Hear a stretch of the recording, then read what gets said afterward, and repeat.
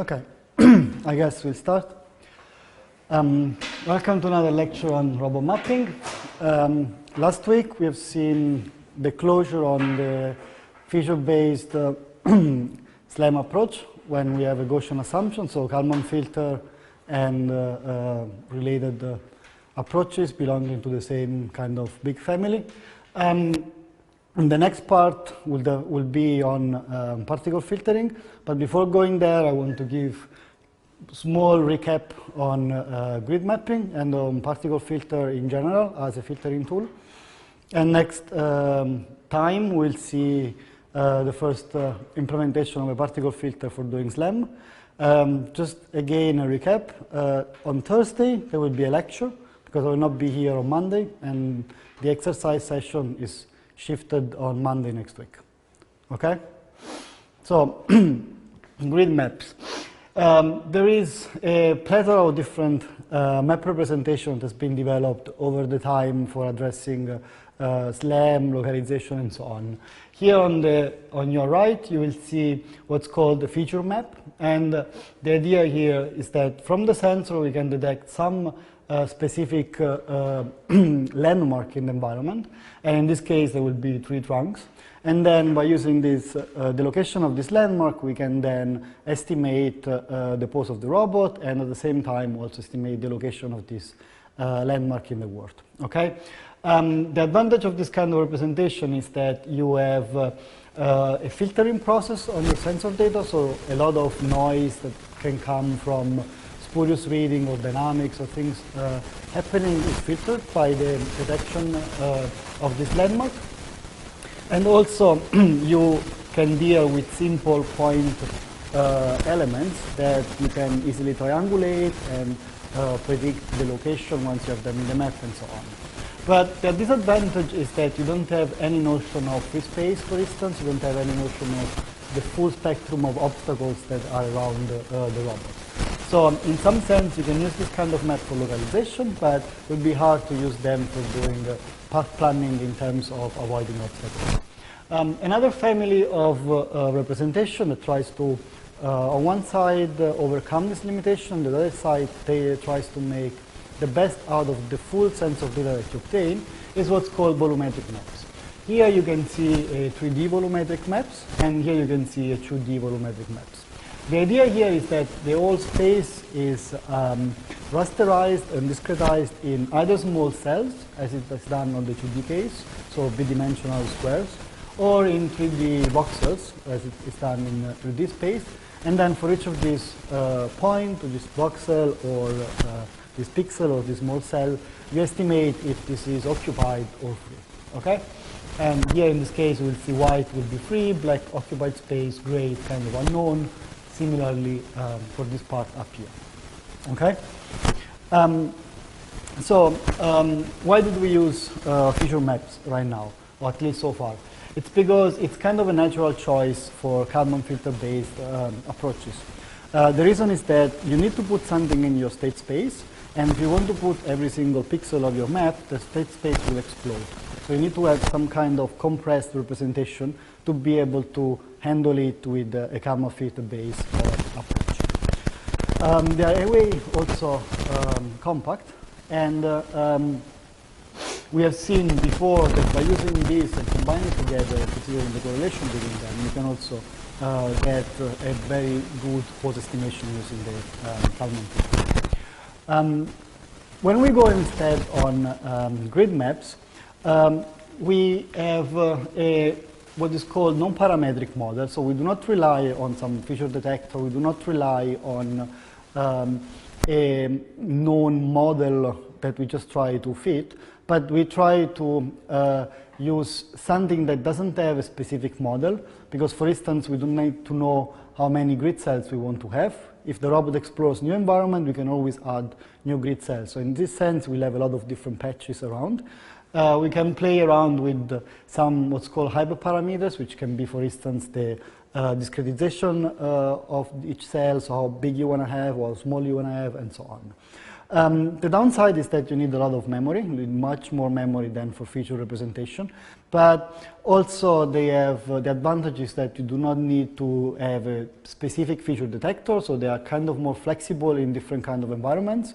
So for instance, if we use a detector for trees, we cannot use it indoor, or if you use a detector for pillars or walls, maybe you cannot use it in the forest. So then you kind of have flexibility in terms of one approach can work in a different application domains. Okay. Another downside is that we have a rigid grid structure. So once you fixed the grid size, you normally will not change it over the time. So this is a critical factor when you decide on the representation. There are some approaches that have somehow a multi-resolution or different grid size, but we'll not talk about them in this lecture. And the idea here is you have this map. This is a grid map. For the rest of the lecture, we will do examples on 2D because are very nice to plot on a flat screen. But we'll also consider theoretically something like variables. So it doesn't matter how this cell is shaped in the real world. It might be a 2D, 3D, or it might even be like a segment on a line, because we'll just handle it with respect to a variable that we care about. Okay? And if you look here and the zoom in, you can easily say that there is a white part here, which is the free space. So these cells here are modeled as being free. This one here, you see a black and a bit of shadowy, and that's because this is still a probabilistic estimate. So we have a probability of a cell being occupied or free. And on the border between free and occupied, due to sensor noise, you might have something which is in between free and occupied. And here you cannot see it very well, but you can see better here. There is a gray part which is normally an occupancy probability of 0.5, which basically says we do not have enough information to decide in which side of the spectrum it is. And those are cells that actually have never been observed so far by the robot. Okay? Any questions so far? Okay. So we make some assumptions for this, of course. The first assumption is that we assume that there is full occupancy. So there is not like a part of a cell that can be occupied and a part that cannot be. But we don't do any anti-aliasing, for instance, as we see for in computer graphics or so. So we just say this is occupied and all this space is occupied. This cell is free and all this space is free. This is normally not the case in reality, but if we put the discretization close enough, this will be not a strong assumption. No? It might be that the wall is not exactly here, but it's here in the middle. Okay, so in principle you should have another a line in the middle, but we just occupy the whole cell. There are ways of using these together with some continuous model in the cell where you just count the points and you just do a mean point inside, which then the mean will be shifted according to where the wall is. But in principle, when you just handle occupancy, they will just be either full or occupied. Okay? The second assumption, or let's say the representation that we say, is that each of these cells then is an independent variable. Okay? So we have a set of discrete variables, and these are binary random variables. So we just consider this to be either 1 or 0, and we have a distribution over that. And that means that we need to estimate for each of these cells the underlying statistics of this variable, which is the probability of this cell being occupied or free. Okay? This is something like a coin toss, no? Like if you have a coin and then you throw it, and if the coin is not fair, so one side is maybe heavier than the other, so it's more probable that it will fall down on head instead of tail. This is the same kind of variable. So which is the random variable of the outcome of a coin toss will be head or tail, and the probability, so knowing how fair this coin is, it's what we model here as occupancy. Okay? So if we say occupied is tail and free is head, we'll say that this is a very unfair coin, it's always going on head, and this is also a very unfair coin, it's always going to tail. But if we go on the unknown part of the environment, this will be a fair coin. Okay?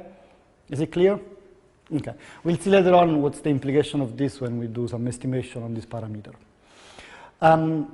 So that's what I also said before. We have these three possible events when we discretize it and reason from a higher level point of view. The cell is occupied, it's not occupied, and there's also this idea of known knowledge. In practice, what you will do, you will never say it's occupied when it's exactly 1 or is unoccupied when it's exactly 0, but you will do some thresholding on the occupancy probability with the upper threshold to say, I believe it's occupied, lower threshold to say, I believe it's free, and everything which is in between, you say, I don't really know, and you keep it as it is. Okay, so that's kind of the idea there. The second assumption is that the environment is static. Yes? Sorry, I'm confused. You say On it's this. binary, but these are free states, so... Yeah, so this is the problem is that we need to, it's modeled as a binary variable because it's a part of the environment can be either occupied or free, right? But if you want to do it from if you want to reason on this value, you also would like to know if if let's say, if I know or not the value of this cell, okay? So it's more like a practical hack in some sense, okay? We'll see that you can actually do something different on that. You can, for instance, compute the variance of your estimator and use this as reasoning. But what has been done in the literature is that you estimate the probability of a cell being occupied considering it as a binary random variable. But then when you go on your decision level, you have a set of decision rules on the value of these probabilities. Okay? So that's how it's normally done. Okay? Any further question? Okay. So the second assumption we do is a static assumption. So we assume that the world doesn't change over time. And this is because, let's say, it helps us in defining this, because otherwise we will need to know somehow a motion model of these cells over time. No? So we will need to know if the environment is moving, we need to model not only the occupancy of the cell, but also the transition, for instance, from being occupied and not, or to have a physical motion model that says this is an object and now this is moving around and so on. So for simplification, we just assume that the world is static, and if it's not, we filter dynamics before we give it to the estimation of the mapping of the grid map.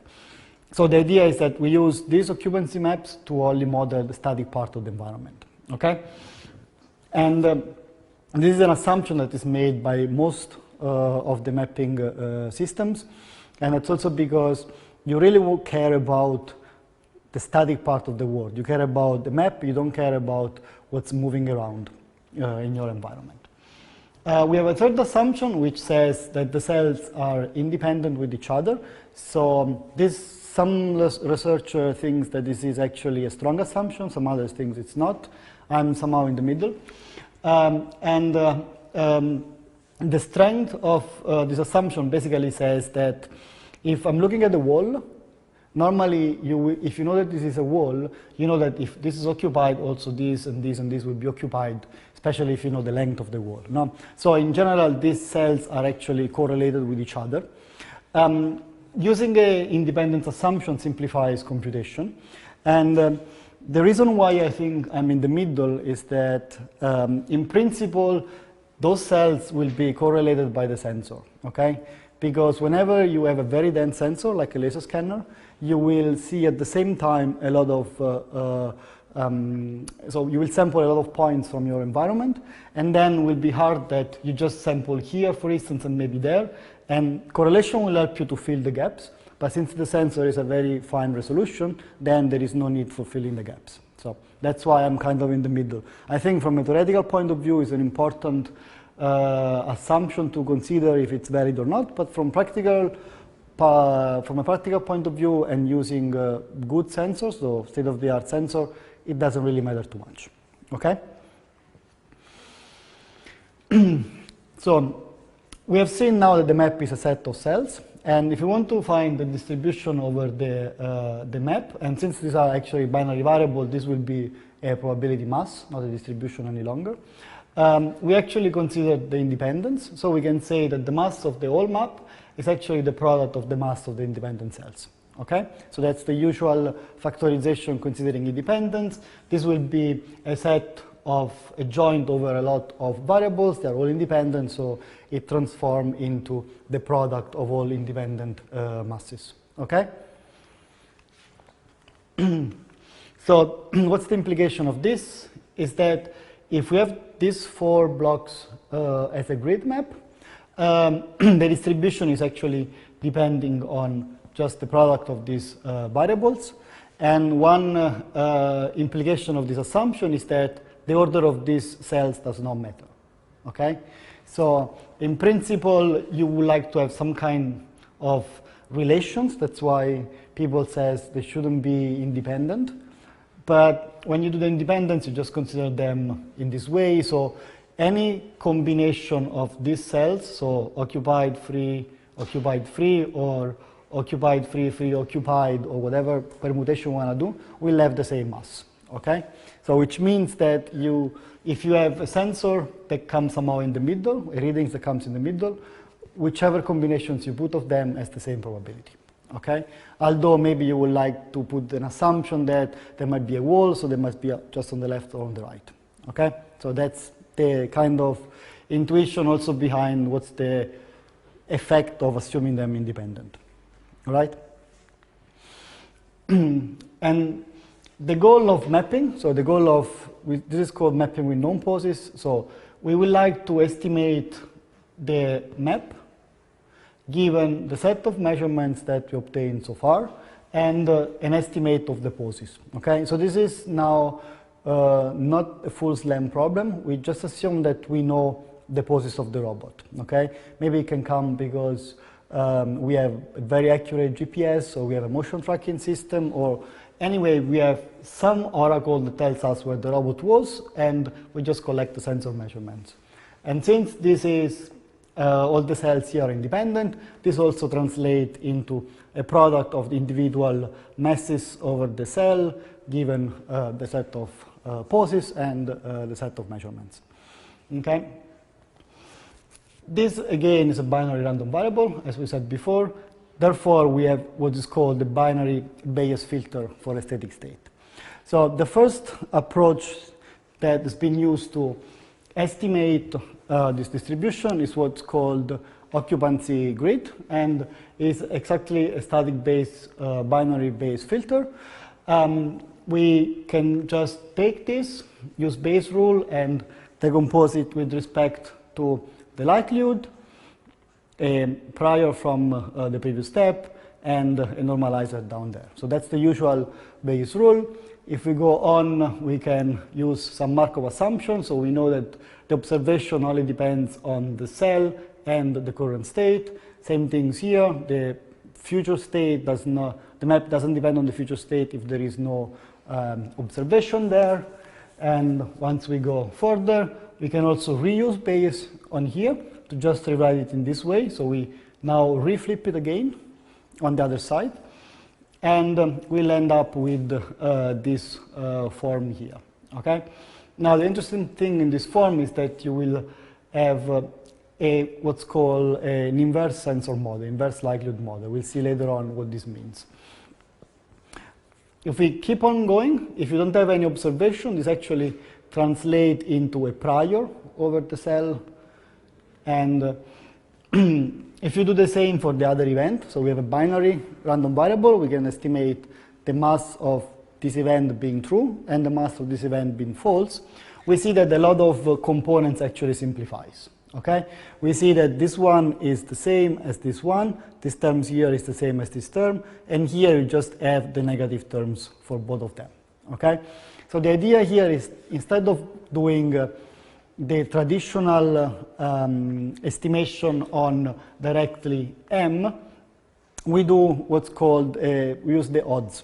Okay, so the odds is defined as the ratio between the probability of an event and the probability of the negation of this event. And if you take now this ratio here, a lot of things simplifies, and you end up in this update rule. Okay? Now, it seems very sophisticated and complicated and maybe overcomplicated. The reason is that this was developed is that having a direct likelihood model for the sensor that were used at that time, which were sonar sensor, was not an easy task. Because the sonar is very noisy, it has a cone, which is a very large cone, and it's hard to have a way of defining which is the likelihood for this whole large cone of measurement. There is a lot of specular reflection and so on. So it was easier to handle an inverse sensor model, as it's called, so to model directly the distribution of a map cell given the measurement and the pose. Okay? But if you have this, then it would be hard to do the normal base filter because some parts of these components are not there. Therefore, they use this log odds approach. Okay? This log odds approach. It doesn't really change too much in terms of computation. It's very simple and it's very efficient. We'll see later on. But the idea is that this is what's defined as the odds. This is the odds given this the previous observation in the previous state. This is the odds, so 1 over the odds of the prior. So we still have this recursive part. Now we have a prior here, we have a part which is the odds of the previous step, and now we have the odds of the current observations. Okay? So in terms of this recursive update, recursive rule, we still are the same. Moreover, when we have the odds, we also can easily go from the odds ratio to the probability. If you just look at this, we define this as the odds. We can just move things around, and basically we can retrieve the probability by seeing that this is 1 over 1 plus 1 over the odds. Okay? So again, it's very easy to pass from from probability to the odds, and from the odds to the probabilities. So if we now use the direct definition of odds, we actually end up with a lot of multiplication and with a lot of inverse. The problem here is that multiplying a lot of things over time gets very numerically unstable because you get very close to the 0. At some point, everything will be 0. Okay? Even if it actually should be a not exactly 0 value. And to avoid this, and also to avoid the complexity of a multiplication with respect to the complexity of an addition, one uses what's called a log odds notation. So we just take the logarithm of this expression, and we end up with another rule for defining the log odds. So it's just a logarithm of the odds. And also we can still get the probability by just doing 1 minus 1 over 1 plus the exponential of the log. So basically we exploit exponential the logarithm when we really need to convert one from the other. But when we are in the recursive estimation part, we just exploit the properties of the logarithm function. Okay? So what it means that once we are in the log domain, basically all the multiplication becomes some sum, and all the divisions become subtractions. So we have that our prior, that was 1 over the odds, now becomes minus the logarithm of the map. We have now the recursive term, which is minus the log plus the log odds of the part that we had before. And now we have the new term, which is our inverse sensor model, which is the only thing that actually changes the estimate from time t minus 1 to times t. Okay? So basically, this is what we accumulate over time, and every time we get a new measurement, we just add up the new log odds to the estimate we have so far. Okay? This, again, is the algorithm in pseudocode. You have the same thing in the book. And what actually does, it goes over all the cells, and if the cell has been seen by the observation, then updates all the log odds of each cells. Otherwise, it just keeps it as it was at the time before. How does it look now, this inverse sensor model? So if you have a sonar, you can imagine that there is a cone opening up, and then the sonar will have some return, which actually is more like an arc over the end of this cone. So everything which is here somehow has a certain probability of being free, and everything which is on this arc has some kind of probability of being occupied. So the problem here is very hard to do it on the other side because of this, because this measurement actually correlates all the cells, so we cannot have any independent assumptions any longer. But if we go on the inverse model, we can still use this correlation by just saying, given this observation, I have a certain probability of my of my map. Okay. If you now look around the middle line, we will see something like this. So basically, there will be a very low value here for the free cells. There will be a kind of ramp up here when you go from the free to the occupied. So there is a lot of noise in here. And then you will go down again. So this is kind of somehow a Gaussian in some sense. And then after the readings, we have no information. So it just stays as will be a prior thing. Then you do this for the occupied, you do the inverse for the free, and you will end up with the logs, with the log odds. So this is how it looks like in more detail. So you will see that at the end, what you will have is some negative part, something that goes up, and you can see it now in the whole cone point of view. Okay. If you now accumulate all this measurement over time, we assume we start from this state, then we accumulate the different log odds of the different measurement over time. These are different sensor, different sonar that actually fires at different time, and they have different returns. You will end up with the map which looks like this. So all of these small measurements will just be included in this map here to have something that looks like this at the end. Here is a map of a very small map built with sonars in an indoor environment. You can barely see a couple of rooms, a third room, some part of a fourth room, and a corridor in there. Okay, so sonars are actually quite noisy, so it's very hard to make something that is reasonable or useful. Therefore, one needs to be careful on how all these parameters works together and to define some way of handling and deleting and managing this kind of noise. What happens if you have a laser sensor? If you have a laser sensor, you have something which is much nicer. You have again this probability of being free up to here. You have something like an impulse, so it's almost straight and also straightly going down. And then you have the usual probability of, I don't know anything, so this would be similar to my prior information.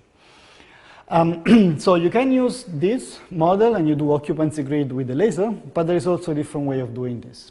Now, occupancy grid has been developed in the 80s by two researchers, Moravec and Elfes, and it was really developed aiming at very noisy sensors. And when the laser came out, actually things changed a bit. And since we know that lasers are actually coherent. Coherent means that the cone is really, really focused. So they have color coherency, which means that they kind of have one color, and they also have beam coherency. So like spatially, you can see it's just really a small dot over there. So we can somehow approximate the whole cone as a single line. And if you do this, we can have something better in terms of estimation of the map itself. So one way of doing it is what's called maximum likelihood grid maps. And the idea here is that for each cell, we want to compute the values, M, so the statistics, that actually maximizes the likelihood. So maximizes the likelihood of the individual observations given the cell and the pose of the robot. Okay? So again, we can use the independent assumption in the cells and the observations, and we end up with maximizing now the sum of the logarithm of the individual likelihood for each observation and the map. Okay? So the independence makes this product, the likelihood transforms the product into a sum. And since we need to define a likelihood, we normally use, for this case, a Bernoulli distribution, so which is exactly a coin toss. So the idea is that this is a random variable, but once we know the statistics of this random variable, so the probability of being occupied, we can actually simulate coin toss. And whenever a laser goes through a cell, we assume that it's free 100%. And whenever a laser hits the cell, so it gives a return, we assume that it's occupied 100%. Okay? This assumption are actually not reasonable for a sonar. That's why this kind of approach has not been used for sonars. But since a laser is very coherent, we know that if it went through, it means it really went through a set of independent cells. And if we return some distance, we can be sure that that's exactly this cell that has been hit by the laser. Okay? Now, this part here does seem something different than a Bernoulli, but it's actually a product of different Bernoulli distributions. So a Bernoulli is a distribution that has, so it's a mass that says this is my mj, and this is actually equal to p of, so if m equal to 1, will be p of m, let's say, times 1 minus p of 1 minus m. Okay? So when the event is 1, basically means this part doesn't count, and it comes with probability p. And if the event is 0, this will be 0, so it's a 1. This will be a 1, and then it's happening with probability 1 minus p. Okay? If now we have a product of a lot of these masses, we have this equal to,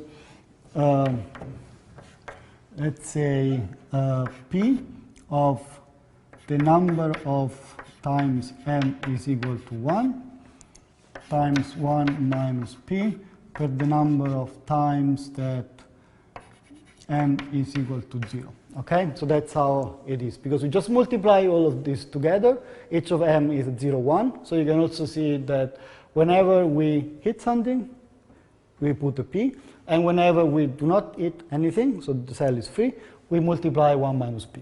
Okay, and that's exactly what's written down here. If you imagine you have a beam, you will, if the beam, this variable here means the beam is max range.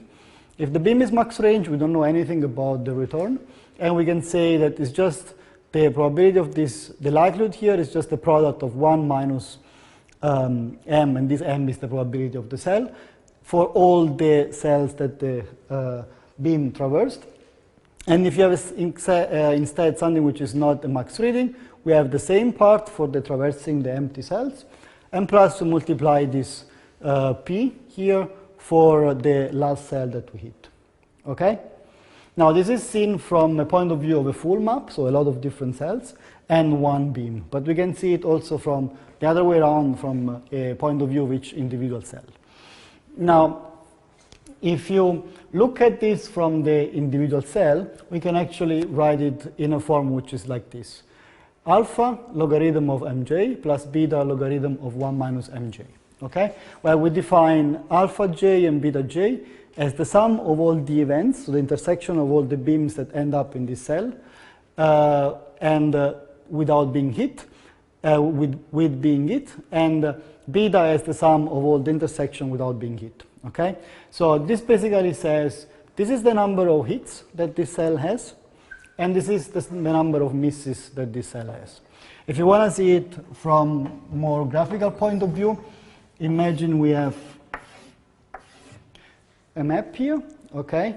The robot sits here and it has, so we have a discretization made like this. Can you see the thing? And we have a set of different beams that ends up somewhere, okay? And let's say one of them is max range. No? So what will end up is that all these cells will have no hit and no miss, so we're not considering them for now. But for the one that have been traversed, you can see that this one has been traversed 1, 2, 3, and 4 times. So we'll have a beta equal to 4. This one has been traversed 1 and 2 times, so we'll have a beta equal to 2. This one as well. This one is traversed only once. This one has been occupied once, but not traversed. and so on for all the rest. Okay? So we can see this from the point of view of a cell and just accumulate in this cell the number of times been hit, and we call it alpha, and the number of times been missed, and we call it beta. Okay? The reason of the logarithm here is that if you recall this part here, we basically take the logarithm of all these things. We take the exponent out on the side times logarithm of p, and this exponent is exactly the number of times being hit. And we do the same for this. And since it's a product, the logarithm of the product is a sum. We have now a sum of alpha logarithm of mj plus beta logarithm of 1 minus mj. Okay? Now, we are maximizing this function. The logarithm is a concave function. A concave function of a linear function is still concave. The sum of concave function is concave. So everything is a concave function. This means that this actually has a maximum, and we can find this maximum by just setting the gradient to 0. Okay? And since it's all concave, we know that this is the global maximum of this function.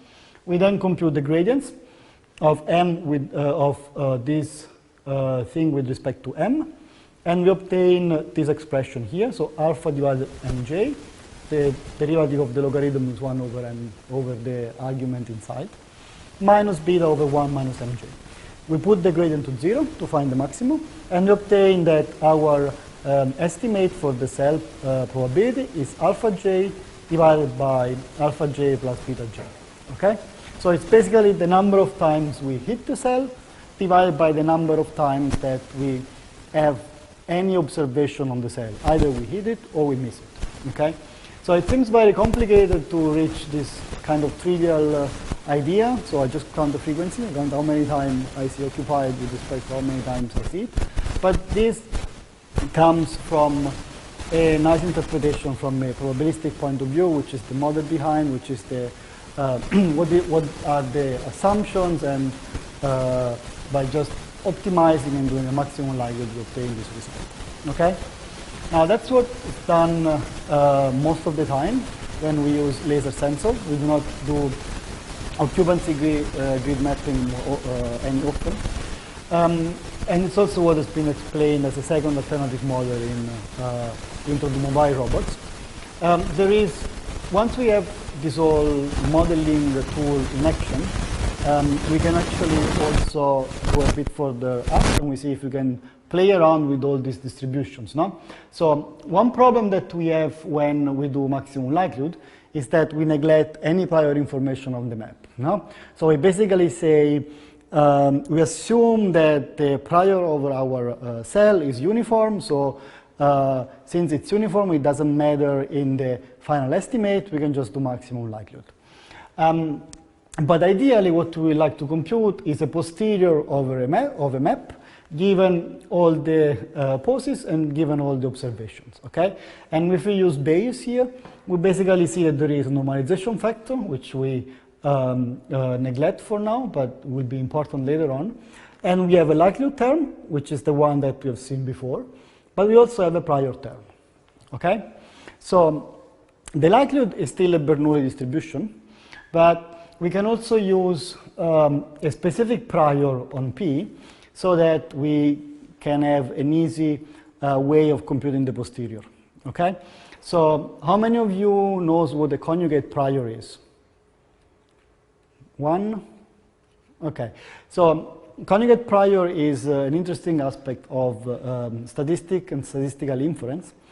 The concept of a conjugate prior basically says if I have a certain likelihood distribution and I put a certain prior of a variable, I'm not always sure that I can have a closed form solution for this expression here. If we put instead what's called the conjugate prior of the likelihood, then we know that the family of the prior will not change after we do inference with a certain likelihood. Okay? So basically what it says that we put the family on the prior, which is on the conjugate prior family.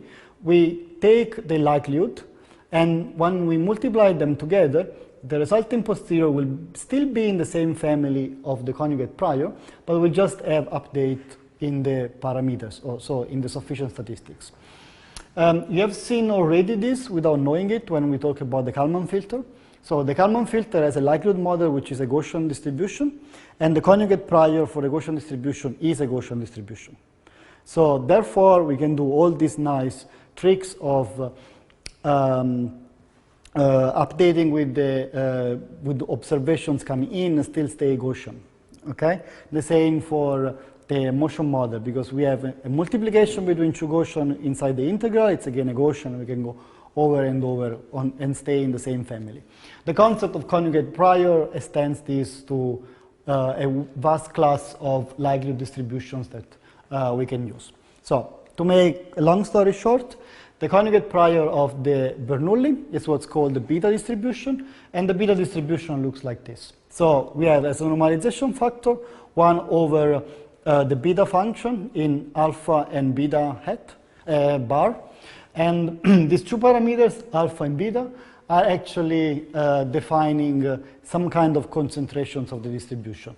So in some way, this defines the ratio between the two defines where the mean is, and beta somehow defines how broad this distribution is.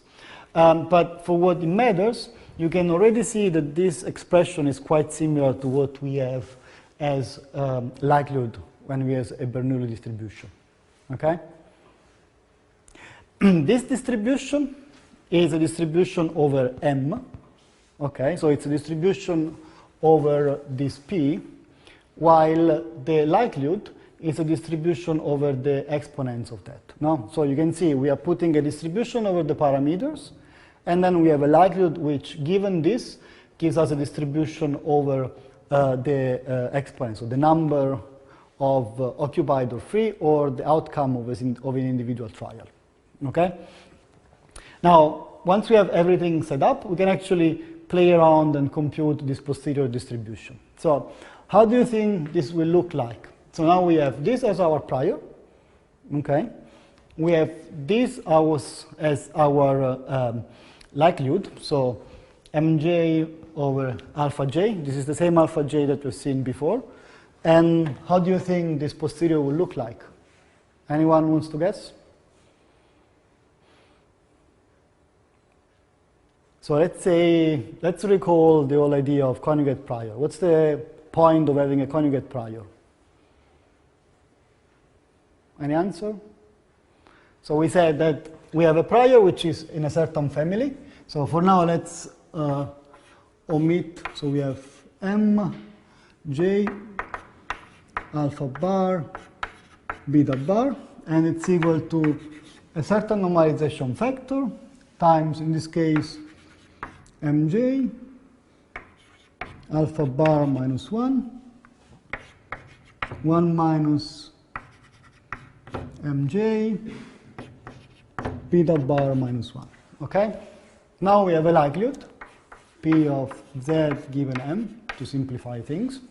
And we say that this is equal to this Bernoulli here. So it's equal to mj alpha j, 1 minus mj beta j. Okay? And now we want to compute the posterior. Our posterior is p of m given z is equal to p, some normalization factor, eta 2, let's call it this one, eta 1, that also the likelihood, z given m, times the prior, so times m. When I do this, means I explicitly write the parameters of the distribution, which is alpha at bar, beta bar. So if we multiply this and this, what do we end up with? Again, Bernoulli distribution? We get again a beta distribution, not a Bernoulli.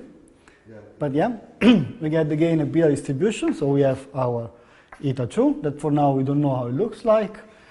We get mj, we multiply it mj alpha j, mj alpha bar minus 1. We have mj alpha j plus alpha bar minus 1, and then we have 1 minus mj beta j plus beta bar minus 1.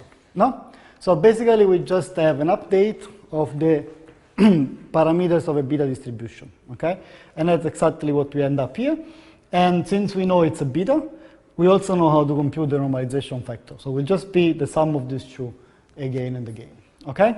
So this is how we can do posterior inference with respect to an individual cell. So we are not now restricted to just doing maximum likelihood inference, but we can actually look at the full posterior distribution.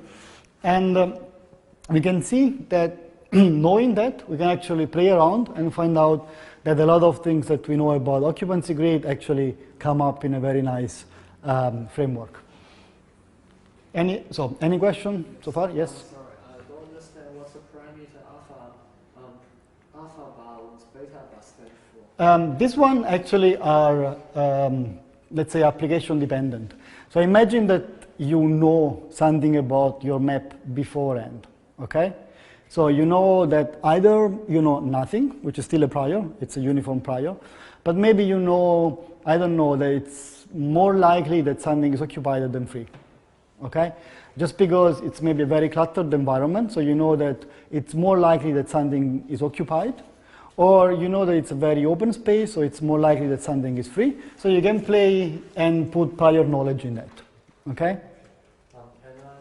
In denominators, there is a B of alpha and beta. Yeah. This B is the Bernoulli distribution. No, that's a beta function. Beta function. Yeah. Could you please write down what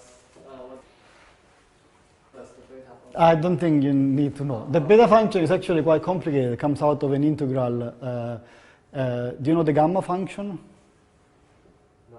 Yeah, okay. You can Google it and look at Wikipedia, but you don't really need to know what's inside there. Okay. It's not a... So it's basically this function is 1 over the integral of this guy over m. Okay? That's how this function is defined. Just the important information is that this, the first term conjugate prior is nothing else but P of m actually. Right? Yeah, it's P of m. This alpha here is just to explicitly say that this prior is parameterized and it belongs to a family. Okay? Okay. So if you now look at the fact that we have a posterior on that, we can actually decide to have a different estimate of the cell. Each of them has its advantages and disadvantages. Okay? So the first thing that we can see is that we can actually compute the maximum a posteriori. So a maximum a posteriori basically means we maximize, instead of the likelihood, we maximize the posterior distribution. Okay? So this basically means that we want to put some of the prior knowledge into our estimate, because if we just do maximum likelihood, we will just neglect all the prior information that we have, and we just end up in trusting the data, maybe trusting the data too much. Okay? And since the beta is unimodal distribution, the maximum is actually at the mode, and we have a closed form solution to compute the mode of the beta distribution, which is actually equal to the parameters alpha minus 1 divided by alpha plus beta minus 2. Okay? So that's just a closed form way of getting the posterior, so the maximum of the posterior. Another way that we can actually compute the value is to consider the expectations of the posterior. So now I brought here unbiased. This basically stems from estimation theory.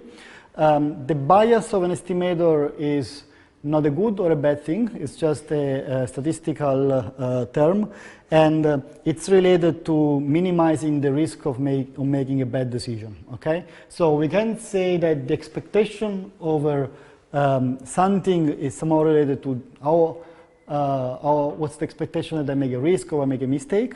If you consider all the errors, so if you do the expectations over the distributions minus the estimate that you have, you would like to have it to be 0. So you would like to have that you removed all the noise in your data. Okay, from a when you use the Kalman filters or when we have Gaussian distributions, there is no difference between the expected value and the mode.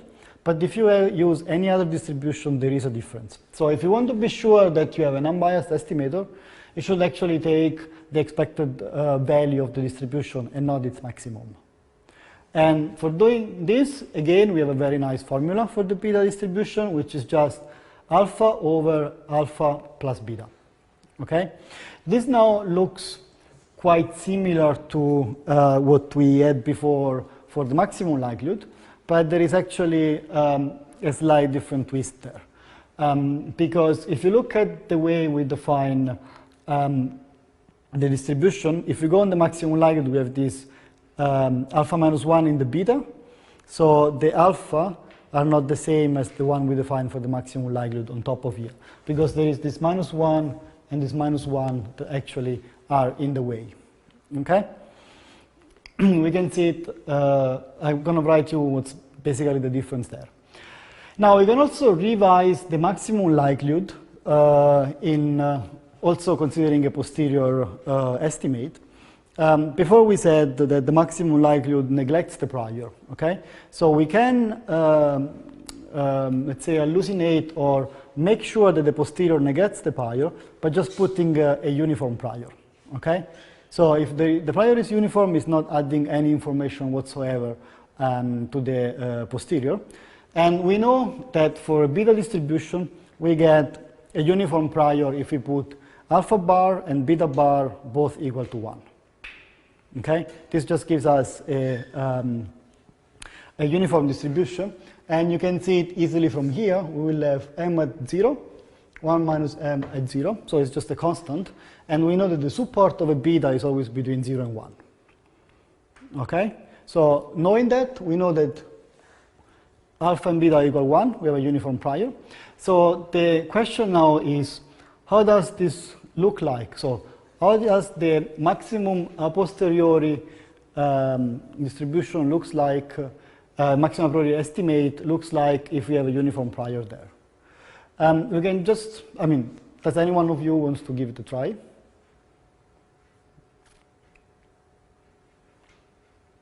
So what did we say? We said that we put alpha bar and beta bar to 1. Okay, so let's go. This is the estimate for the maximum likelihood from the maximum a posteriori of our nice beta. Do you still remember how alpha hat and beta hat looks like? So they were what we said here, the update of the alpha, no? Those were these two guys here. Right? So that's how we update them for the posterior. Now, this is alpha hat, and this is beta hat. Okay? Now, if we just try to put them in the formula, we basically have that the maximum likelihood, the maximum a posteriori estimate with the uniform prior. This is simply alpha hat minus 1 divided by alpha hat plus beta hat minus 2. Okay? Now, if you replace everything with the estimate we have alpha bar plus alpha j minus 1 divided by alpha bar plus alpha j plus beta bar plus beta j minus 2. Okay? So what happens if we have the prior, so alpha bar equal beta bar equal 1? What happens to this guy here? Anyone wants to say something? No? Okay. So we have, this is 1, this is minus 1, gets deleted. And this is 1, this is 1, 1 plus 1 makes 2. This is minus 2, gets deleted. And this is exactly equal to alpha j plus beta j. Okay? So if you look at this from a point of view of posterior inference, you basically can see all the properties of the maximum likelihood when you have uniform prior, the unbiased estimator for the cell, and the maximum a posteriori if you actually want to have a maximum a posteriori. Okay? So down here is just the step-by-step derivation of what I just did on the whiteboard. So this is just to give you an idea that all these things actually make sense. They come up to the same result because we have a strong modeling in the background that allows us to do this analysis. So it's not that we decide a priori maximum likelihood means this. It's really coming up from the way we define the prior and the way we define the likelihood. Okay? Any question on that? Okay, good. So how do this map looks in practice? We have here just an alignment of all the data points that we collected. So you can see different colors because we try to make it a different time step with different color. You can see a lot of noise in between here. Those are actually people moving around. And this is a resulting map out of it. Okay, so now it's a bit rotated because it's hard to find the same frame of reference between the two guys, but what you can see is that this looks much cleaner, and the reason is that all this high frequency noise has been actually filtered out by the occupancy grid mapping or the maximum likelihood, maximum posteriori mapping, so out of the inference that you have. And that's because it's just one individual measurement that says it's occupied versus a lot of other measurements that says this part of the environment is free. Okay, so by just filtering out over time different measurements, you can actually filter out what the noise is in the observation. Here you find another example that's on MIT Computer Science Artificial Intelligence Lab. So it's rather larger map. Here you can see a video of the occupancy grid mapping in action. So you can see the robot moving around and collecting data, and at the same time building this map in the background. So you can see how these old cells gets updated over time while the robot is traversing and accumulating new information, new measurements over time. So that's both from the occupancy grid point of view. So we have seen this other point of view of map representation, which is occupancy grid, or in general grids that in which each cell is described what's the probability of this cell being occupied or free or being reflecting or not a certain measurement. Each of these cells is a binary random variable, and you've seen that we can model it out either using an inverse sensor model if you have sonar, or a direct sensor model if you have laser, which then results to having a Bernoulli likelihood. And I've seen several aspects of doing a static states binary Bayes filter. We've seen the Bayes filter in terms of log odds when we have this inverse sensor model, or how you can do a Bayes filter when you have a direct likelihood model and the conjugate prior on this likelihood model, and how you can actually play around with the different estimate and the different properties of this estimate. So the important thing is also that we do not need to have any algorithm for computing features, so we are not using a feature map, but we're just using the whole data that we get from the robot. And we can have also very easy algorithm. It's just a matter of summing up values, either in the log odd form or in terms of number of hits, number of misses for each cell. You have a description on the study the binary Bayes filter and the grid mapping in the book, so chapter 4 and 9.1, 9.2. With respect to the Bayesian and conjugate prior inference, it's not in the book. You can probably either ask me if you have questions, or go on Wikipedia and see how does it work when you have a beta conjugate prior and the Bernoulli likelihood, and there is a lot of information on how these two distributions actually plays together. Okay, so that's it for the first part of the lecture. We can probably, I don't know, do you want to have a break? 5 minutes break, or shall I go on? Okay, so and then we'll go. Is there actually any question on that up to now? No? Okay. So then let's go on the particle filter. Yeah. So the second part, as I said, of the lecture today is about particle filters. If all of you took the Intro to Mobile Robotics class, probably have seen already a lot of the slides which are in here. You already should know what the particle filter is and also how Monte Carlo localization works. How many of you actually have been at the robotic class? All besides two, okay. So cannot just skip it. So the idea here is that we need to find a way of having filtering approaches, so filtering techniques that actually are able to work with any kind of distributions. So we have seen last week how we can handle Gaussian distributions and defining a set of different Gaussian filters, like the Kalman filter, for instance, and all its variants. And we can do it because this distribution here allows for a lot of simplifications when you do the different steps. So when you do prediction, when you do measurement update, and so on. But what can we do if, for instance, we have a distribution that looks like this?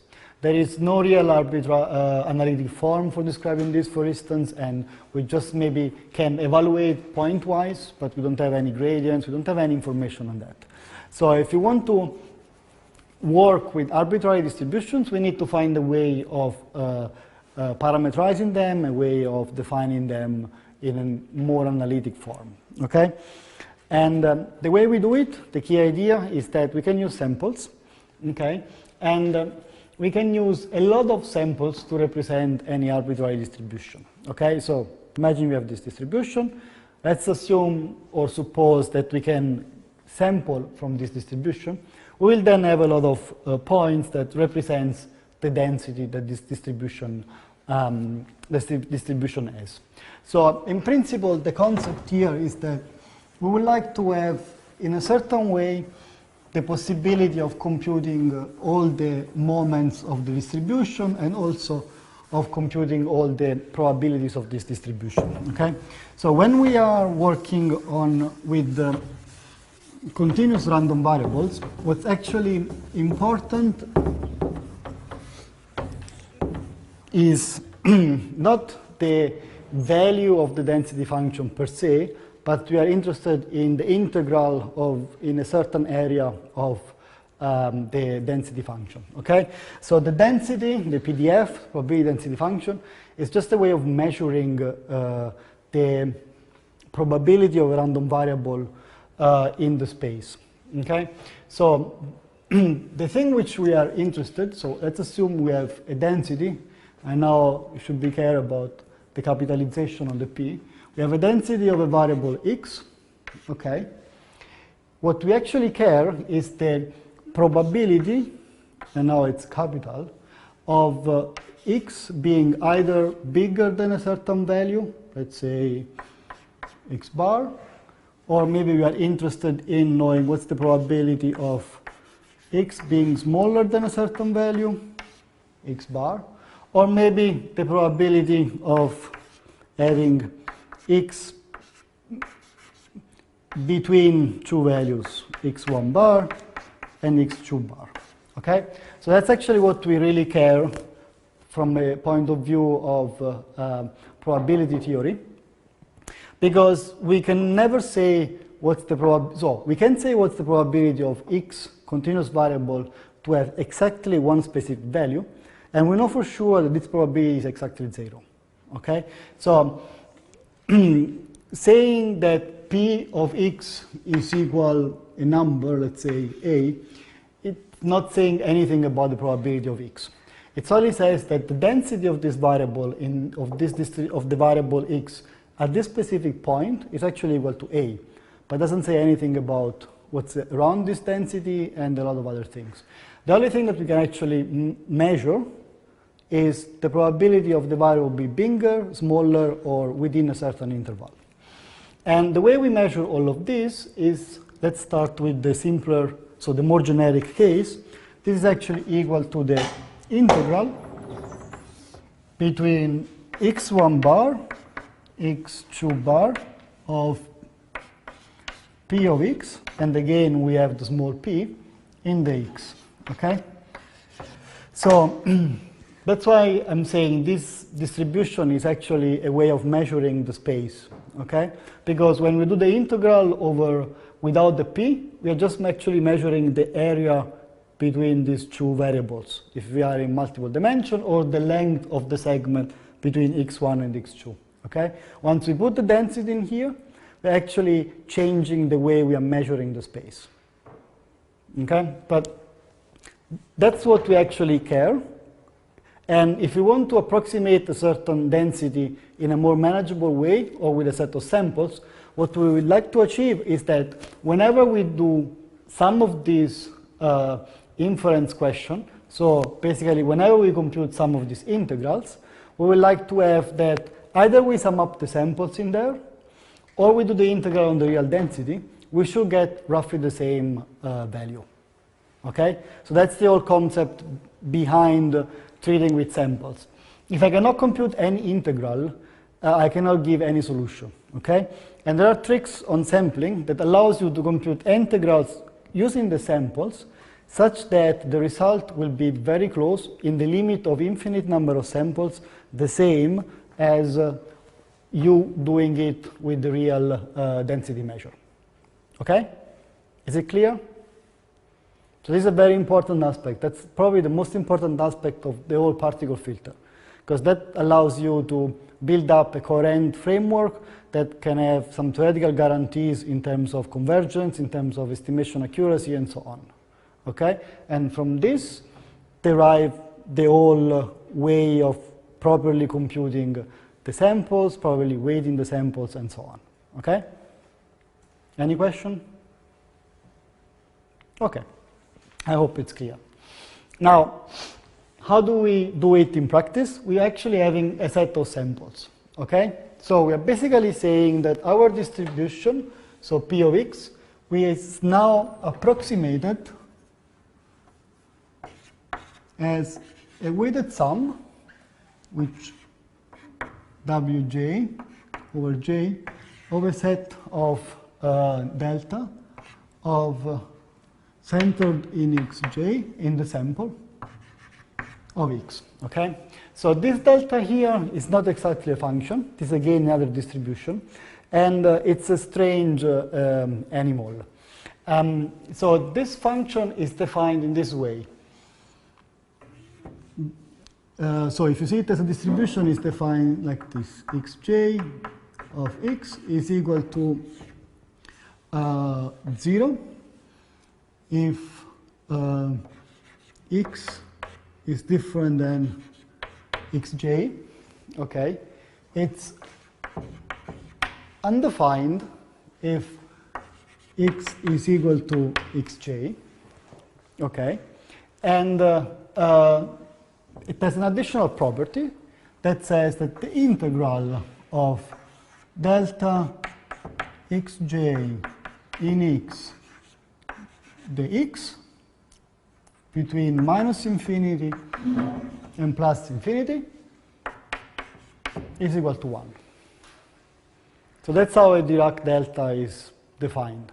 It's not really a function, it's what's called a distribution. And if you look at it from a density point of view, this is actually the distribution of the certain event, okay?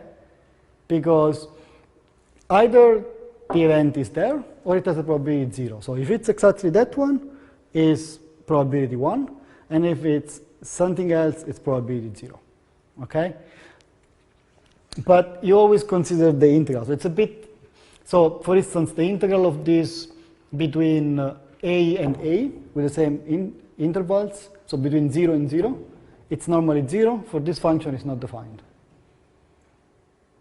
So there's a, maybe I'm getting too much into details, but so the idea here is that by having a lot of these distributions, when we do the integral of this, we actually end up in a weighted sum of the values, okay? Because whenever we do an integral that doesn't contain the 0, this integral is always 0, because the function is always defined as 0. Whenever we include whenever the interval includes the point down there, for which we define this distribution, we will get that the integral will be 1. It's multiplied by the weight, so we do a weighted sum. Okay?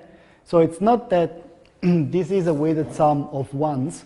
It's a weighted sum of distributions that when you compute the expectations, when you compute either the probability of some event or any expectation of a function, turns out to be a weighted sum of ones. Okay? So that's to get a bit of theoretical background on that. Is it clear?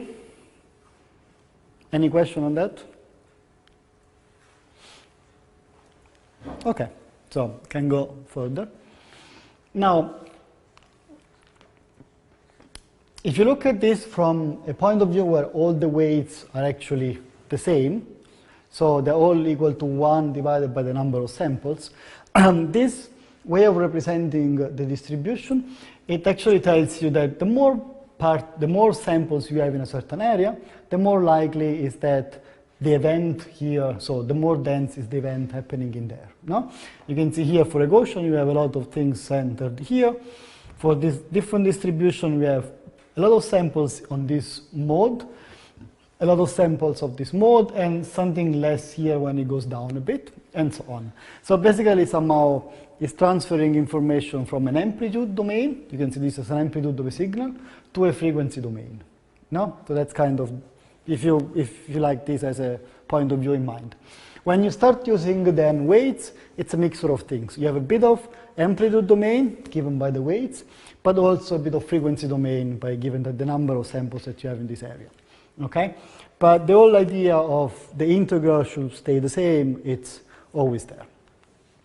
The question is how you can obtain these samples. So if you have a Gaussian distribution, we can actually obtain them very nicely. So there are some distributions where we can get them in closed form, but for others it's not the case. So if you go for a Gaussian, for instance, there is this nice trick for obtaining the samples that it looks very neat, very easy. You just do a uniform random generation between minus sigma and sigma, then sum 12 of them, do 1/2, and you get magically a sample from a Gaussian distribution with 0 mean and sigma standard deviation. The beauty of this is that this actually exploits what's called the central limit theorem. So the central limit theorem says that the sum of uniform, let's say, that the sum of a lot of distributions in the limit behaves like a Gaussian distribution. Okay? And that's what you can see here. You have a random uniform distribution. You sum a lot of them, and this behaves as a uniform distribution. You can actually play around. If you sum only 2 of them, you get a very nice triangular distribution. If you start to sum more and more, you see that this triangle starts to get a bit kind of more spherical on top, starts to get a bit of more tails, and this will not be exactly Gaussian, but if you sample from that, you get a very good approximation. The more you sum up, the more it's close to be a Gaussian, but at some point 12 is actually a good number. So there are some results that says how quickly a certain sum converges to a normal distribution, and for a uniform distribution, that's roughly about 12. Okay? So I'm trying to give you a bit more insights on all these things after the intro to mobile robotics, where the things are a bit more on the surface, and since here is a master class, I'm trying to give you a bit more knowledge on what's happening behind the scene. Okay?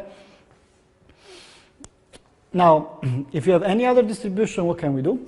You probably heard about the importance sampling principle. So the importance sampling basically says we can take another distribution which we call proposal, and we can generate sample from this proposal. Then we can weight this sample by the ratio between the distribution we want to sample from and the proposal, and we end up with something like this, a weighted sum of samples. Okay? The precondition for doing it is that the support of the, so here we use G as proposal, the support of the proposal, so the part where the density, the distribution is bigger than 0, okay, must be at least as big as the support of the original distribution, okay? The problem is that when you have a distribution which has 0 in a certain level, it means this event is not included at all into the density, okay? And you don't want to exclude events of the original distribution, because if it's very low, it means eventually a sample will end up there, but if it's 0, it means no sample will ever end up there. Okay? But if you always use distribution which has support over the all real numbers, then you shouldn't have any problems in making this precondition valid. Okay, so do you know why we need to use exactly this as a weight? Any idea? So let's try to go back on the basics. The basic says we want to have this respected, okay? We want to have that the integral between any arbitrary boundary values, it should be similar to the probability of this being in that, okay? So in principle, we know that if you can sample directly from here, and we have a lot of samples, this is true. But why, if we sample from another distribution and we weight the sample in this way, we still have the same value? Yes? Yeah, if you want to calculate the integral, Mm-hmm. you're basically multiplying W with G, and then you're left with F, which is like the one you want. Mm-hmm. So because those terms cancel out, W has to be F over Yeah. G. Make sense? Yeah. So that's exactly as he said. We have this kind of nice effect. We want to compute the integral of f in the x. We can do like this. We can multiply and divide by g. So it doesn't change anything. And that's where the support actually comes into play. Because if g has a support which is different than f, this is a division by 0. Okay? That's why you don't want to do that. Then we have f again in the x. Now we can take f divided by g as our weight. And then we have, this is equal to the integral of w. And this is a w of x. Okay? It's a weight of x when we call this to the ratio of g in the x. And now we end up in the same case there. We can sample from G, so we know already that if we can sample from the density measure here, we can actually compute this integral. And to make the things that computes the same value that we wanted to have in the beginning, we need to consider this weight function here, and that's exactly what we are considering when we compute this weight up here. Okay? So that's where this whole weighting comes from. That's to say that if we don't compute the weight exactly in this way, we basically get rid of all the nice theoretical guarantees that a particle filter gives us. If you just think, oh, I just use any other weight, I use a weight that I like because it's easy to compute, you can do it. You end up in estimating something, but you cannot have any strong theoretical guarantee that what you're estimating is exactly what you want to have. It might work from practical application, but you're not sure. Okay, so that's the whole framework. Any question on that? No? Okay. So here is what we will end up if we get exactly the important sampling on these two cases. We'll see that the density of the sample actually reflects the Gaussian distribution. Okay, we have a lot of samples here in the middle, but here on the tail you see we have way less samples. Okay, and the weights actually accommodate by down-weighting these samples here, because you can see there is a nudge that goes down here, and also up-weight these samples there. Okay? And that's because the ratio between these two values is way different than the ratio between these two values. Okay? Therefore, they get squeezed up, and they instead stay roughly the same as they would be before. Okay? And by doing this, the higher weight compensate with the lack of samples, which is in this way. There is also sometimes another step into the sampling, which is called a Markov chain Monte Carlo burning step. And basically, it just takes each of these samples and it splits on in the nearby with the very narrow distributions to actually have them more spread around with a lower weight. Okay, so you can do it when you do resampling as well. When we'll see later on, what will happen is that here there will be a lot of more samples exactly at the same point, which is somehow which still reflects this integral, but it's somehow suboptimal because they will all be concentrated in the same part. Okay, if you want to spread them, that's what's called, you do distribution invariant kernel is called. In practice, you can see it's very narrow Gaussian, it's still okay. And you just move them a bit around there, okay? And if you make sure that the mean stays the same, so the expectation stays the same of this small sampling around that, you're kind of in a distribution invariant because you didn't change the expectation, okay? You didn't change the output of this integral in a local window, okay? But this helps you in having a bit more spread samples around. That's, again, another advanced trick. It's not explained in many books, but it's good to know for practical reason. Okay? So now that we have this important sampling, we can go on and talk about what's called particle filter. The most common implementation of a particle filter is actually what's called sequential importance sampling, or another one is sequential importance sampling and resampling. So the term particle filter is kind of informal and includes a lot of different sampling algorithms under this umbrella. But in principle, they all have a recursive filtering concept behind. They're all non-parametric. So this way of representing distribution is also called non-parametric. There is no real parameter. It's just that the data is explaining the data itself. No? And the only thing that you have here is a set of different things. But there is no real parameters. The only parameters might be the number of samples that you want to use. Okay? But when you talk about this, so the number of models that you want to use, those approaches are called non-parametric. Okay? And the number of these is actually defined as hyperparameters. Okay?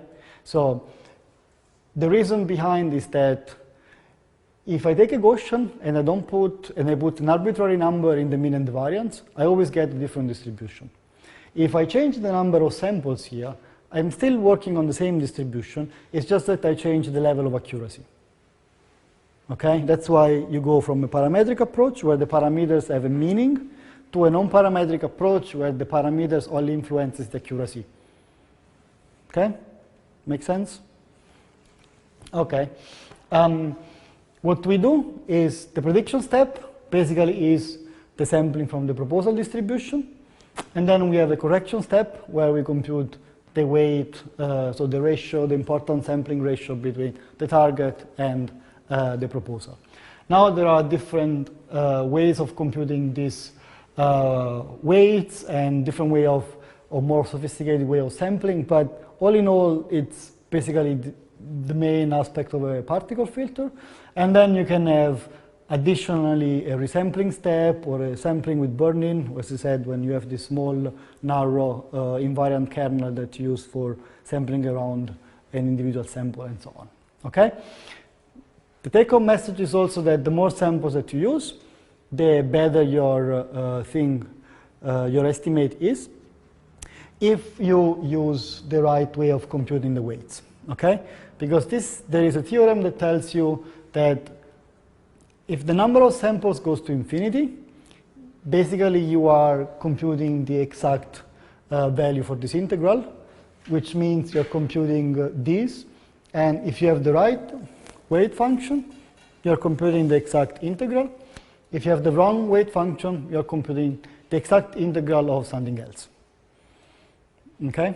So that's the whole concept on the theoretical guarantee that we have it there. This somehow summarizes what I've said so far. You normally call pi the proposal. That's how it's done in the literature. So we sample from this proposal, and choosing the proposal is arbitrary. You can choose any distribution that it has the same support as your target, but there is a difference in efficiency of a certain proposal. So the closer the proposal is to the target distribution, the less number of samples you actually need. And the reason is that if your proposal is very different, the likelihood of getting the samples on the high density part of your target is very low. No? Imagine that you have something which looks like this. Let me do it on here. You have, this is your target, okay? And by mistake you choose this as your proposal, okay? You will have a lot of samples here from your proposal, and then at some point you might have one sample here, then a lot of sample here, then one sample here, then a lot of sample here, and then you have, I don't know, 10 at power of 10 samples here and 5 here, okay?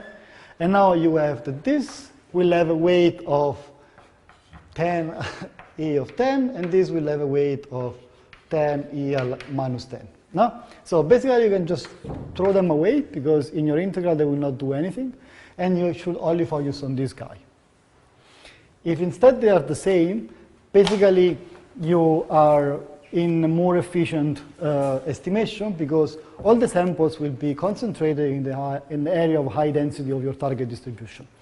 You normally try to use prior knowledge, try to engineer this proposal in a way that you are almost sure to have this kind of effect, and so on.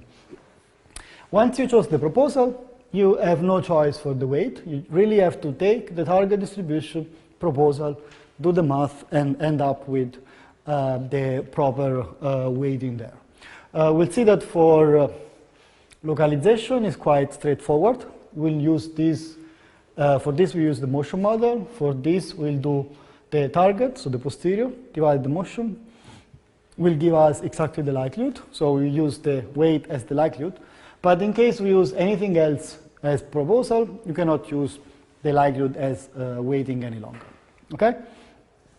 And then in most of the implementation, there is a resampling step where you basically resample with substitution each of the samples that you have according to their weights. And the idea is that if you look at this picture before, you basically get rid of all these samples here. I'm not sure if you can actually see it from there, but you can get rid of all these samples because they will be very low, and then you rebalance your sample set by having a lot more samples here, very few samples there.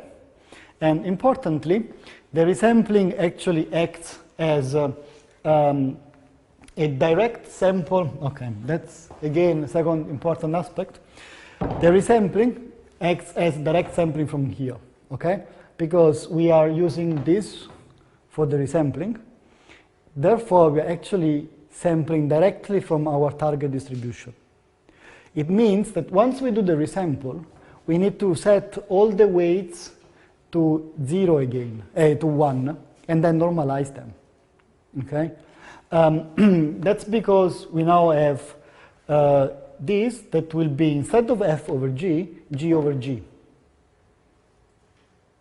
Okay? Is it clear? So these are the two most common mistakes I've seen in people also when they implement the particle filter.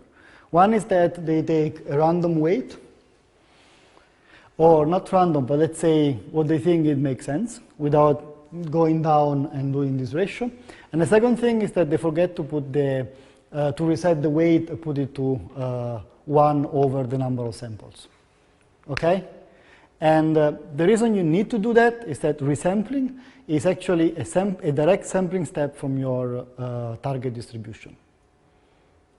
And if you go over on the same principle on target divided by proposal, resampling your proposal is your target. The weight must be 1 over the number of samples. Okay? Any question on that? Okay. Almost done, huh? So here is the nice particle filter algorithm. This is taken from the book, and I think that's a typo here. That's the resampling step with probability. Yeah. So here you should reset the W to 1 over the number of samples. So there might be a typo in the book as well. I'm not sure, but here you need to reset the weight. Now, Monte Carlo localization is actually an implementation of the particle filter idea to the localization problem. You will see a lot of time this Monte Carlo word when we talk about sampling, when we talk about particle filter, and so on. The reason is that this kind of sampling approaches comes from a time where people were interested in computing integrals and of functions that actually they didn't know how to evaluate and so on, but they knew somehow how to do sampling or some kind of sampling on that. Okay, and therefore there was kind of a these results were not let's say exact, but they were kind of random, probabilistically. Some people like to play in the casino and bet on blackjack and different type of things. Therefore, they said there is some stochasticity involved. Let's call them as casinos, and there are actually some method called Las Vegas, sometimes some methods called Monte Carlo, and there are a few differences on that. I'm not sure if you will do any work on the theoretical computer science point of view when we talk about approximation schemes and randomized algorithms. Also there are algorithms that belong to a Monte Carlo family and algorithms that belong to a Las Vegas family. Parenthesis close. So you will see a lot of Monte Carlo. A lot of things are also called MCMC, which is Markov chain Monte Carlo. Same family of sampling approaches. You can call a particle filter, some people call it as a sequential Markov chain Monte Carlo methods. So you basically, I think I'm going too further away into the details, but the idea is that you kind of have a Markov chain that goes to a limiting distribution, and this limiting distribution is actually your sample set. But close parentheses on all these Monte Carlo things. This is how we implement the localization, MCL for short. I don't think the proposal is our motion model. If you take the ratio, we exactly get something which is proportional to the likelihood model. The interesting thing is that you don't really need to have exactly this. You just need to have something which is proportional to that, okay? Up to a constant, and this constant, of course, must be the same for all the particles or for all the samples. The reason is that you still want this to be a valid distribution, so you still need to normalize this. So it doesn't matter if you get exactly normalized weights, or you take weights and then you normalize them, okay? So I can put, let's say, any constant here, okay, and a normalization factor. And if those are actually the same, I can have that my normalization factor is 1 over k. No? But this one has to be constant for all. So it cannot be that it changes for the different sample that you have. Okay? That's why we have these proportionality terms here and not exactly equality. This is the change that we had from the algorithm before. Before there was just a proposal and the weight, and now we have the exact thing that we need to look for.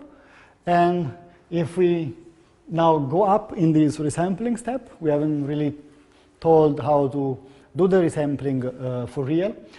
We just draw that we want to replace unlikely samples with more likely ones, and we want to sample with replacement according to the weights.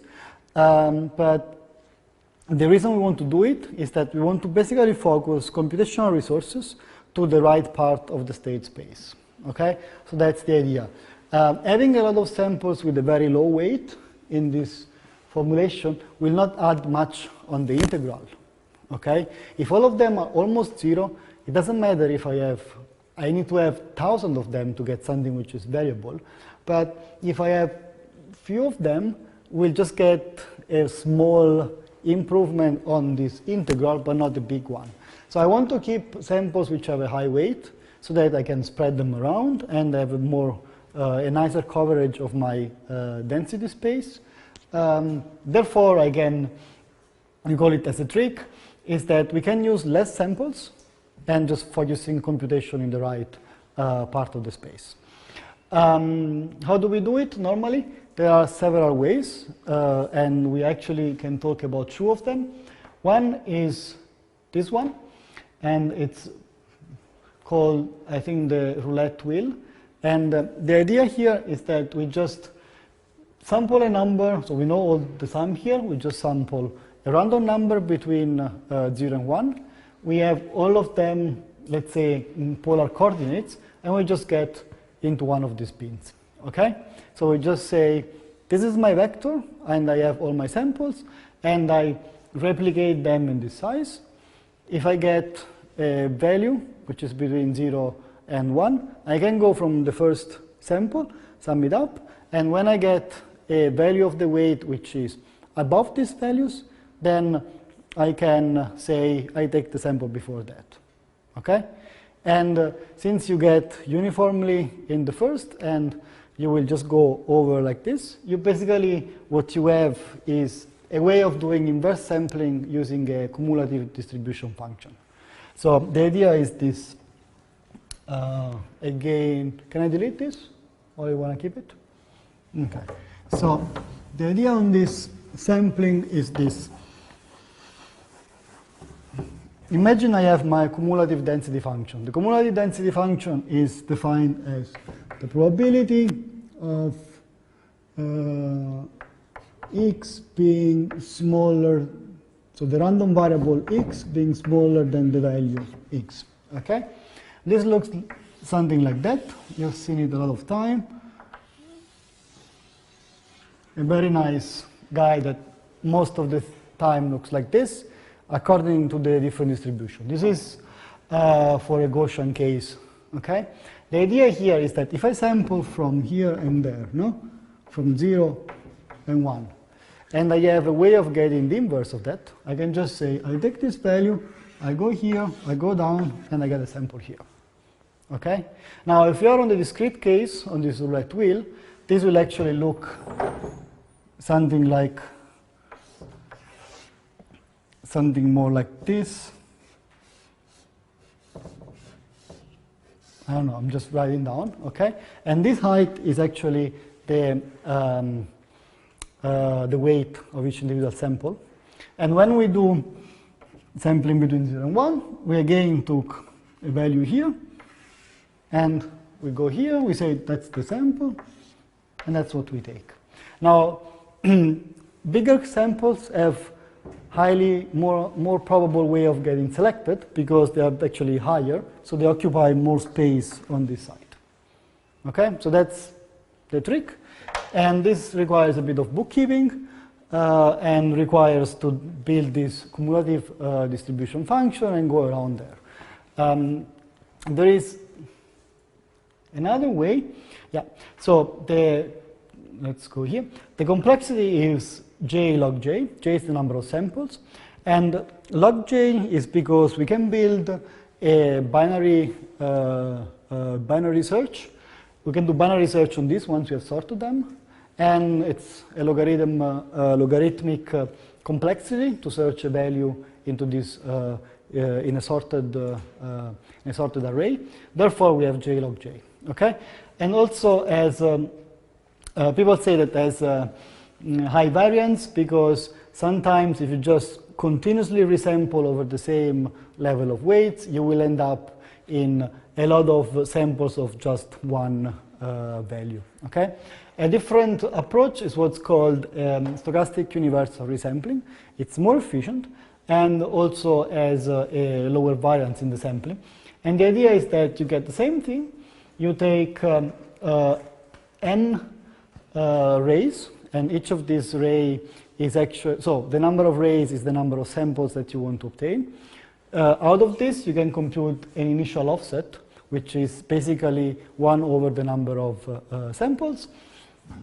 You sample uniformly in this offset, and then you know this distance between all of them, and you will just go through the same array that you built for here, but you just do deterministic steps, and you get the next samples which is there. Okay? Basically, if you look at it from this point of view, it would be something like I sample where to start from here, okay? And then I'm here, and I take the first sample. Then I do the next step. I look, and I get the next sample. Then I go up from the same interval. I take the next sample. And you can see every time I go here, I will take multiple times the same value. And I go up again, and again, and again, until I get all the samples I need. Okay? So that's the same scheme. One is just randomly choosing on this axis, and the other one is deterministically increase the thing. Both of them will end up with the sample set that is distributed according to weight. One has a n log n complexity. The other one has n complexity. Somehow it's not.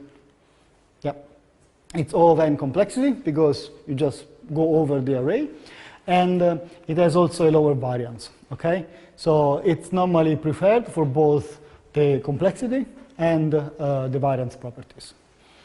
Okay, so this is the pseudocode of the algorithm. You can find it on the book. It's basically what I explained here. So for the sake of time, I'll just quickly go through.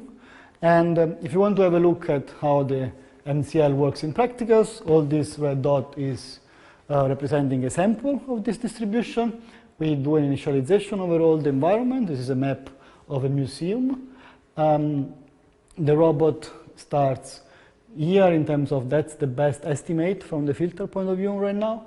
Then we have a resampling step.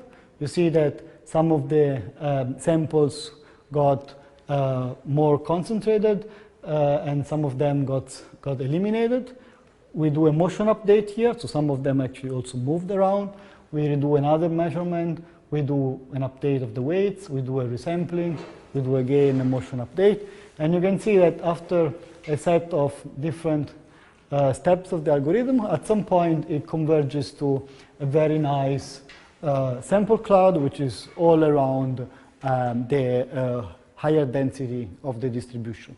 So in principle, they should go around a certain level of sigmas with respect to the variance of your real density. And the more samples you have, the slightly larger this thing will be. But the important thing is that they're covering the right part of the state space. Okay? And it goes on. So in summary, the particle filters are non-parametric. I told you what it means, being non-parametric, and also recursive. So you have a recursive step to compute this distribution by different steps, so by motion update and likelihood correction for MCL, or by simply considering a proposal and then a target distribution. We represent the posterior by a set of weighted samples, and we've seen the important sampling principle as a way of computing these samples. It works quite well in low-dimensional spaces. When we go in high-dimensional spaces, there is what's called the curse of dimensionality, where basically each point is far away from each other points. And covering these spaces with samples is actually too expensive. Okay, so you can imagine that if you want to cover a 2D, let's say you need n samples, whenever you go to 3D and you want to quickly cover it, you need n, n, n, n, n. So let's say you also need n for the other dimension, so you have n squared. When you go to the fourth dimension, then you have n cubed, and so on, so on. So the more dimensions that you have, the more computationally, the more samples you need, and this gets intractable after a certain level of dimensions. But we'll see how we can handle this aspect when we talk about SLAM with particle filters on Thursday. The localization, so Monte Carlo localization, is a particle filter instantiation where we use the motion model as proposal distribution, and therefore we are forced to use the likelihood model for computing the weight. It's called Monte Carlo localization, and is probably the most used localization algorithm nowadays. There's a lot of variants of this algorithm. It's very robust. It's very reliable. There might be not the most accurate one, because you still rely on somehow a discretized grid of the environment. But there are ways of putting something on top to increase accuracy. And let's say one of the main assumptions here is that the robot has a map of the environment, and there's also a globally consistent metrical map. Okay?